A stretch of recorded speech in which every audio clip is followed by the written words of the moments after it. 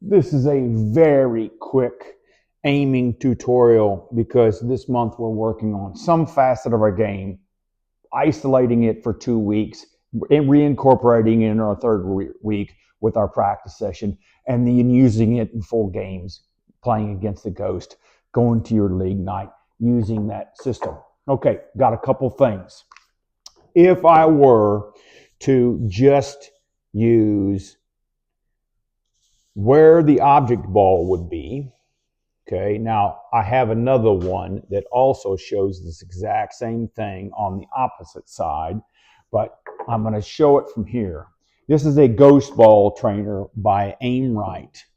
So it shows you the degrees. I've got one on this side of the table as well. Okay, and shows you the degrees. I'm not sure that knowing the degree is really going to help you a whole lot, but this tool is nice because you can aim this line straight towards the corner pocket by using a laser, a level, something, a straight edge, and now you can put that, tape it down, and you can work on just this shot. Where are you shooting in the ghost ball? So you can imagine where it is. You can look at the distance between the 7 ball, where it is, the object ball on the cloth. What's the distance between the ghost ball, the bottom of the cue ball, the imaginary cue ball, and aim towards that spot. This happens to be a 60-degree angle, and I'll talk about that in just a minute. So, how do I know what angle it is? If I didn't have this tool for the ghost ball, what could I do? I don't need to know it. All I need to do is line up. You can even draw a line on your table using a colored pencil. It comes off really easily. That's why I have my grid system on my table. So I've got a ghost ball here. I get behind the 1 ball and the 7 ball. I see the center. I know I'm aiming towards the edge of the 7 ball, the edge of the object ball, to shoot this ball into the corner pocket. This is a beginning level. So if I didn't have that knowledge where the ghost ball, if I just wanted to calculate it using math, this is 1 unit of measurement on the short leg. This is 2 units of the same measurement on the long leg. Now I know from this line, straight through the 7 ball, from the cue ball, straight through that, since it is a 2-to-1 from geometry, we know that this is now from this line here, this is a 30-degree angle. We know that a 30-degree angle is a half a ball hit. Well, if this is a 30-degree angle, this has to be, I've moved it a half a diamond over. This has to be a 3/4 of a ball hit. That means I'm aiming halfway between the edge of the 7 ball and the center.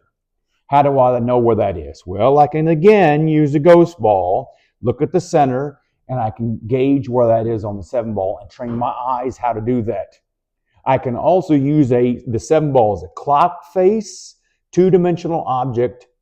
I can now know that halfway between 9 and 6 is going to be 7:30. So where that is on the edge of the object ball, edge of the clock face, 7:30 to 10:30 is now halfway between the edge, 9 o'clock, and the center of the clock, which means if I aim in that plane, I'm aiming at a 3/4 of a ball. I can also use the tool again from Aimright. I like to use the half a ball hit. I like to use a 3/4 of a ball hit.